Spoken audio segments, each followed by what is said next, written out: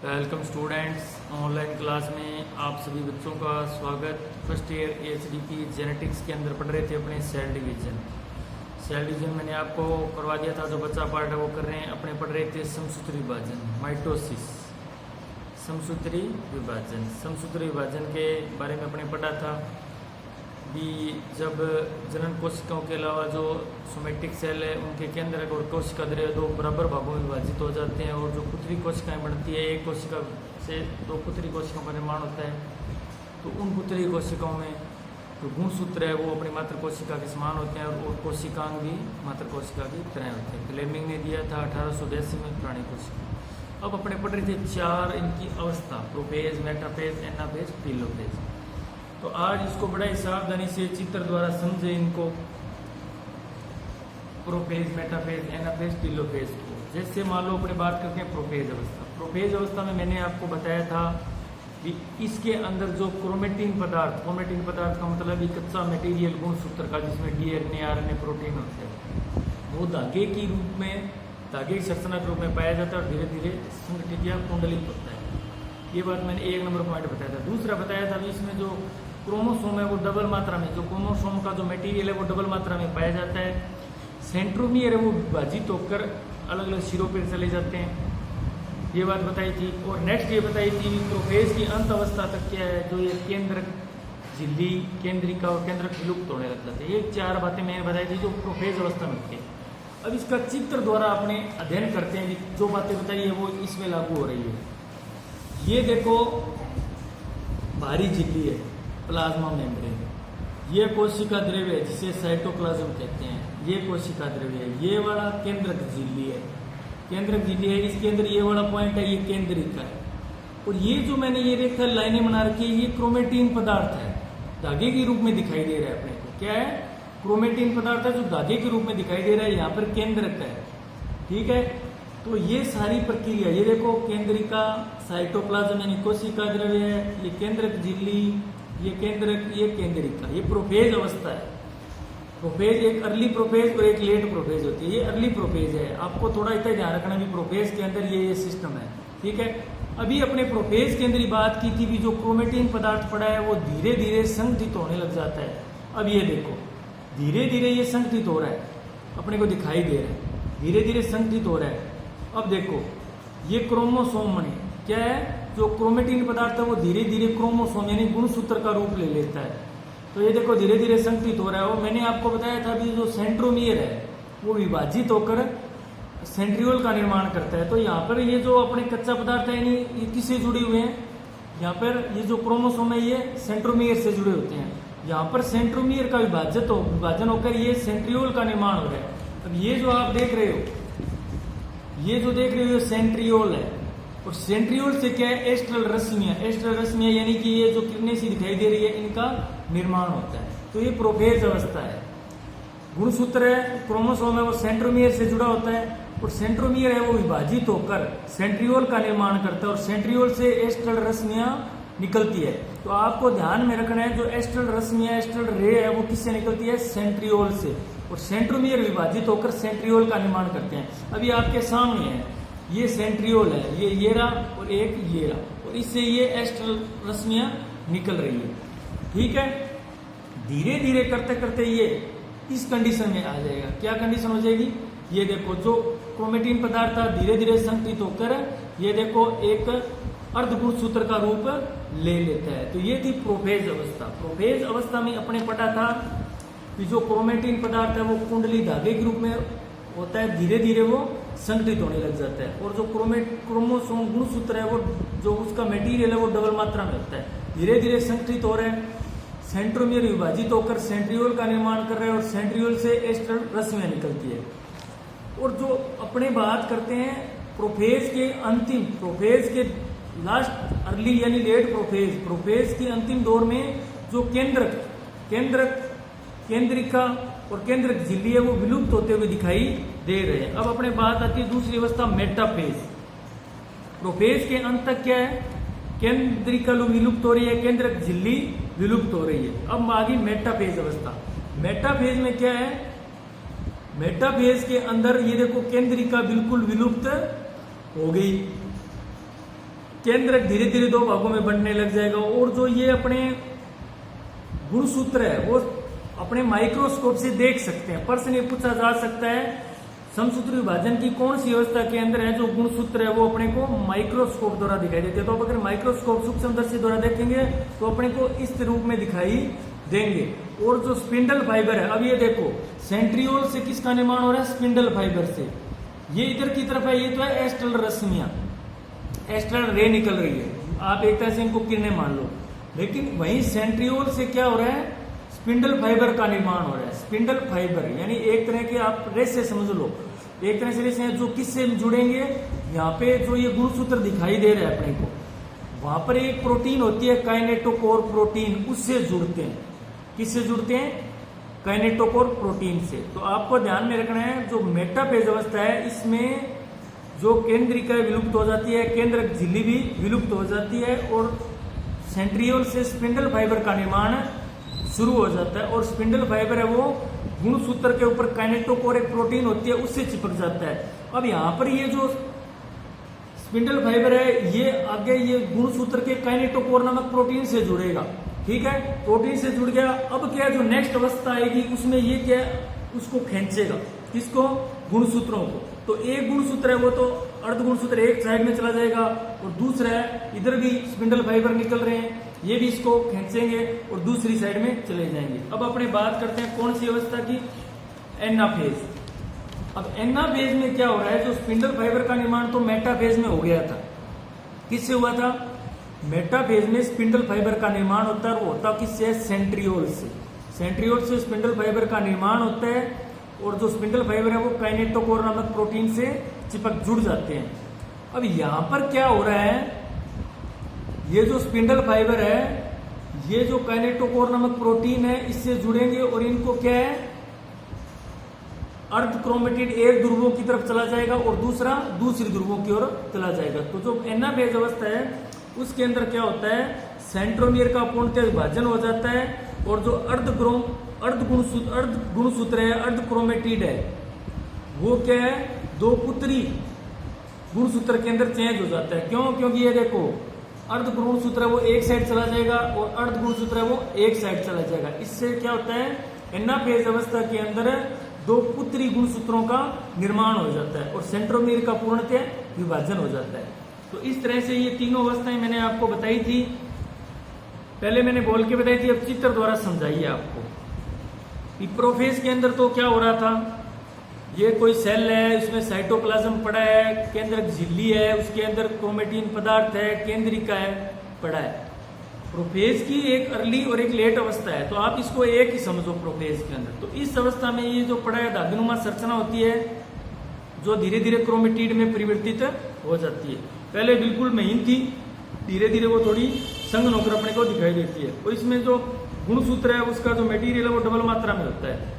Centromere का क्या है, विभाजन हो जाता है और एस्ट्रल रश्मियों का निर्माण होता है। ये मैंने आपको प्रोफेज के अंदर बताई थी। दोबारा फिर देख लो रनिंग में, ये देखो ये एस्ट्रल रश्मि है जिसको किससे निकलेगी, ये सेंट्रियोल से।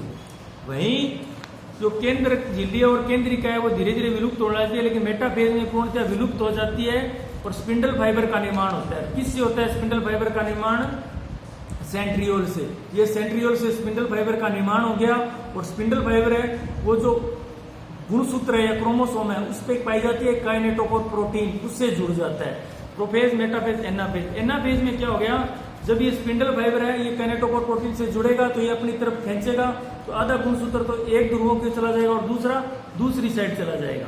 हो गया। उस दौरान क्या है, इसकी भुजा तो रहेगी अंदर की तरफ और ये जो सिर है वो ध्रुवों की तरफ रहेगा। ये तो नॉर्मल बात है, कोई ज्यादा ध्यान रखने वाली। तो ये प्रोफेज, मेटाफेज, एनाफेज। एनाफेज के अंदर क्या है, दो पुत्री गुणसूत्रों का निर्माण हो जाता है, सेंट्रोमियर का पूर्णतः विभाजन हो जाता है और जो अर्ध क्रोमेटिड है वो विपरीत ध्रुवों की ओर चले जाते हैं। Prophase, metaphase, anaphase. अब देखो, अब ये चले गए, ये इधर चला जाएगा, ये इधर चला जाएगा। इस दौरान ये देखो इस कंडीशन में जाएगा, ये यहां से एक काइनेटोकोर प्रोटीन होती है, इससे स्पिंडल फाइबर है वो जुड़े होते हैं, ये खींच के इधर ले जाएंगे इसको, ये वाला दूसरी दिशा में चला जाएगा। अब मान लो ये सेल है, ये वाली सेल है मान लो, ठीक है, अभी अपने केंद्र का विभाजन किया है, प्रोफेज, मेटाफेज, एनाफेज। टीलोफेज अवस्था ऐसी होती है, इसमें जो विभाजन किया है उसमें क्या है, उसका दोबारा निर्माण हो जाता है, वो तो एक बार बाद की बात है। तो जब अपने ये तीनों अवस्थाएं हो जाती है, स्पिंडल फाइबर है उसको अर्धगुणन सूत्र को खींचकर दूसरे ध्रुवों की तरफ ले जाते हैं, तब क्या है, जो ये कोशिका द्रव्य विभाजन होता है और कोशिका द्रव्य विभाजन होकर एक खांच का निर्माण करते हैं। क्या करते हैं, एक खांच बनती है इस तरह से, एक खांच बन गई इस तरह से। तो इस दिशा में तो क्या है, जो एक पुत्री क्रोमेटिड गया हुआ है और इस दिशा में दूसरा पुत्री क्रोमेटिड गया, और ये खांच यहाँ से कट जाती है, तो वो होता है कोशिका द्रव्य विभाजन। क्या होता है वो, कोशिका द्रव्य विभाजन। इस तरह से करते करते दो नई सेल का निर्माण हो जाएगा। क्या हो जाएगा, दो नई सेल का निर्माण हो जाएगा। तो दो नई सेल का निर्माण होगा तो जो टीलोफेज अवस्था है उस अवस्था में क्या है, दोबारा वो जो अपने गुणसूत्र है वो अकुंडलित हो जाता है, वापिस क्रोमेटिन पदार्थ बन जाता है, केंद्रिका वापिस आ जाती है और केंद्रक झिल्ली है वो भी प्रकट होनी शुरू हो जाती है। तो टीलोफेज के अंदर वो होता है प्रोफेज का बिल्कुल उल्टा। टीलोफेज में क्या है, दोनों क्रोमोसोम अपने ध्रुवों की तरफ जाकर अकुंडलित हो जाते हैं। अकुंडलित का मतलब जो संघन हुए थे वो वापिस बिखर जाते हैं, स्पिंडल लुप्त हो जाते हैं। स्पिंडल यानी कि जो सेंट्रियोल से जो स्पिंडल बने थे वो विलुप्त हो जाते हैं। क्यों, क्योंकि अब नई सेल बन जाएगी, यहाँ पे नई सेल बन जाएगी। और दोनों पुत्री केंद्रक और केंद्रक झिल्ली का पुनः निर्माण इसी अवस्था में होता है। ये इंपॉर्टेंट प्रश्न अगर पूछ लिया जाए, दो पुत्री केंद्रिकों और केंद्रक झिल्ली का, दो पुत्री कैसे बने, एक तो ये इधर वाला ऊपर गया था वो वाला, और एक जो नीचे था वो तो एक ही है और एक ही है। दोनों पुत्री केंद्रकों का निर्माण किस अवस्था में होता है, तो किस में होगा, टीलोफेज अवस्था में। प्रोफेज के अंत में तो ये क्या है, विलुप्त होने लग जाते हैं, केंद्रक दो भागों में विभाजित होने शुरू हो जाता है। लेकिन यहाँ पर क्या है, टीलोफेज में पुनः केंद्रक प्रकट हो जाता है और केंद्रिका का निर्माण है वो शुरू हो जाता है। साइटोकाइनेस की प्रक्रिया शुरू हो जाती है। साइटोकाइनेस की प्रक्रिया का मतलब है, जो मैंने आपको पहले बता दी, ये वाली चीज है, ये टीलोफेज अवस्था के बाद में होती है। लेकिन मैंने बीच में जानबूझ के आपको इसलिए बताया ताकि आप समझ जाओ इस चीज को। टीलोफेज ये सारा काम होते ही फिर ये कोशिका द्रव्य विभाजन होता है। पहले केंद्रक विभाजन होता है जिसकी चार अवस्थाएं अपने पड़ी थी, prophase, metaphase, anaphase, telophase. Telophase के अंदर क्या है, दो अलग केंद्रक बन जाते हैं, केंद्रिका वापिस प्रकट होनी शुरू हो जाती है और एक नई सेल का निर्माण हो गया। उसके बाद में कोशिका द्रव्य विभाजन होगा। कोशिका द्रव्य का मतलब है कि जैसे ये कोशिका है, ये कोशिका द्रव्य है, इसमें विभाजन होगा, इसमें विभाजन होकर ये इस तरह से अवस्थाएं बनेंगी और ये दो कोशिका का निर्माण हो जाएगा। तो इस तरह से अपने क्या किया, समसूत्री विभाजन। समसूत्री विभाजन में एक सेल है वो विभाजित होकर दो पुत्री कोशिकाओं का निर्माण करती है। उस दौरान उसको अलग अलग अवस्थाओं से गुजरना पड़ता है, प्रोफेज, मेटाफेज, एनाफेज, टीलोफेज। ये चार अवस्थाएं होती है जिससे गुजरता है। कौन सी अवस्था में क्या हो रहा है ये आपको ध्यान में रखना है। इसकी कम से कम समसूत्री की मैंने 3 से 4 क्लासें करवा दी, आप इनको देखना, फिर बुक में देखना। लेकिन आपको अपने सिलेबस के हिसाब से, अपने कोर्स के हिसाब से ज्यादा डीप नहीं जाना। बेसिक बातें आपको पता होनी चाहिए कि किस अवस्था में क्या बन रहा है और क्या विलुप्त हो रहा है, किस अवस्था में क्या परिवर्तन हो रहे हैं। प्रश्न यही पूछा जाएगा। इस समसूत्री विभाजन के अंदर अपने जो गुणसूत्र है वो दिखाई देते हैं, तो स्पष्ट है वो एनाफेज में दिखाई देते हैं। मेटाफेज में अपने सूक्ष्मदर्शी द्वारा देख सकते हैं। ठीक है। सेंट्रोमियर का विभाजन, पूर्णतः विभाजन किस अवस्था में होता है, तो सेंट्रोमियर का विभाजन का मतलब है जब वो अपने स्पिंडल फाइबर द्वारा उनको खींचता है, अलग अलग ध्रुवों की तरफ ले जाता है, तो एनाफेज। केंद्रक झिल्ली पुनः अपनी अवस्था में किस अवस्था में आते हैं, तो वो है टीलोफेज। प्रश्न पूछ लिया जाए स्पिंडल फाइबर किस अवस्था में बनते हैं, तो मेटाफेज। प्रश्न पूछ लिया जाए स्पिंडल फाइबर विलुप्त किस अवस्था में होते हैं, तो आंसर होगा टीलोफेज। प्रश्न पूछ लिया जाए एस्ट्रोलरी का निर्माण किस अवस्था में होता है, तो प्रोफेज। इस तरह से प्रश्न बनेंगे और आपको ध्यान में रखना है। ये समसूत्री विभाजन अपना होता है कंप्लीट। इसके बारे में थोड़ी सी एक बात रह जाती है, वो आप देखो। पहले केंद्र विभाजन हुआ, टीलोफेज अवस्था ही, फिर मैंने आपको बताया था ये सारा काम होते ही, यानी कि एनाफेज के अंदर दो केंद्रक इस तरफ चले जाते हैं, स्पिंडल फाइबर है वो टीलोफेज में विलुप्त होने लग जाते हैं और दो कोशिका बन गई। दो कोशिका बनने के बाद में ये जो कोशिका द्रव्य विभाजन होता है और ये यहाँ से इस तरह से खांच बनती है और ऐसे करते करते दो सेल बन गई। ये कोशिका द्रव्य विभाजन है। अब अपने बात करते हैं समसूत्री विभाजन का महत्व क्या है। समसूत्री विभाजन का महत्व क्या है? पहले तो देखो कोशिका द्रव्य विभाजन, साइटोकाइनेसिस। नाम से पता चल रहे हैं कि जब किसी कोशिका के कोशिका द्रव्य जब दो भागों में बंट जाता है तो वो कोशिका द्रव्य विभाजन कहलाता है। दो पुत्री कोशिकाओं में कोशिका द्रव्य का विभाजन इस टेलोफेज की अवस्था में केंद्रक विभाजन के पश्चात शुरू होता है। तो प्रश्न पूछ लिया जाए भी कोशिका द्रव्य विभाजन कब होता है, तो आपको ध्यान में रखना है केंद्रक विभाजन के दौरान टेलोफेज की अवस्था के बाद में कोशिका द्रव्य विभाजन शुरू होता है। साइटोकाइनेसिस प्राणी और पादप में अलग अलग प्रकार का होता है, पादपों में अलग प्रकार का होता है, प्राणियों में अलग प्रकार का होता है। प्राणियों में प्राणी कोशिकाओं में विषुवत रेखा पर कोशिका द्रव्य में खांच का निर्माण होता है। खांच का मैंने बताया था आपको, इस तरह से ये एक खांच बन जाती है, ये वाली ये खांच है और ये खांच होकर बनकर ये टूटकर एक दो कोशिका का निर्माण होता है। ठीक है, अब बात करते हैं अपने समसूत्री विभाजन का महत्व। क्या महत्व है इस विभाजन का? विशेष महत्व यह है कि इस प्रक्रिया से प्राप्त पुत्री केंद्रक, जो अपने दो पुत्री केंद्रक प्राप्त किए थे, एक केंद्रक से दो पुत्री केंद्रक प्राप्त किए थे, पुत्री केंद्रक प्राप्त करना गुणात्मक व संख्यात्मक रूप से जेनेटिक रूप से मूल केंद्र के समान होते हैं। जब अपने एक कोशिका है उसके केंद्रक में विभाजन करेंगे तो दो पुत्री केंद्रक बनेंगे, दो पुत्री केंद्रक बनेंगे और वो दो नई सेल बनेगी। तो इसका महत्व यही है कि जो नए पुत्री केंद्रक बनेंगे वो बिल्कुल जेनेटिक अनुवांशिक रूप से अपने जनक के समान ही होंगे। नेक्स्ट, कोशिकाकार नियत बना रहता है, कोशिका का आकार है वो नियत रहता है। इसके द्वारा शरीर के ऊतकों अंगों की वृद्धि विकास की क्रिया संपन्न होती है। शरीर के जो ऊतक हैं उनमें वृद्धि विकास के लिए समसूत्री विभाजन इंपॉर्टेंट है। इस विभाजन में मृत कोशिकाओं का हस्तांतरण नई कोशिकाओं में हो जाता है। समसूत्री विभाजन में के दौरान क्या है, जो कई डेड कोशिकाएं हैं उनसे क्या नई कोशिकाओं का निर्माण होता है। तो ये इसका समसूत्री विभाजन का महत्व है। बाकी अब बच गया अपना मियोसिस यानी अर्धसूत्री विभाजन, वो अपने करेंगे नेक्स्ट क्लास में। तो समसूत्री अच्छी तरह से बता दिया, आप वीडियो देखना, सुनना, समझना, प्रश्न इससे बाहर नहीं बनेंगे। Thank you.